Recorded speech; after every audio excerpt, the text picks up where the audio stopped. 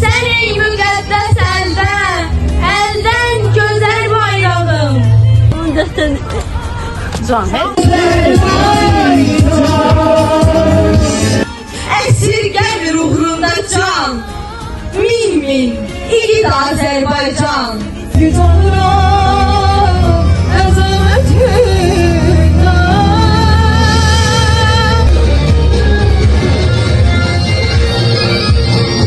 Kaldırın başı üstə, koruyun ədaleti, koruyun hakkı ancak.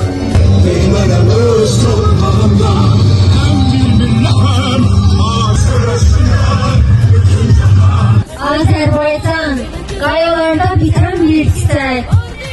Sevgimiz her zaman güzellik olsun.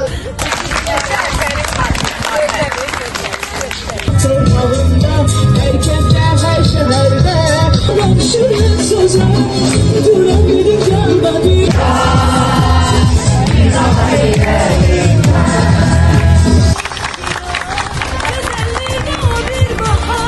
Geleceğe ışık saçar, kurban olur.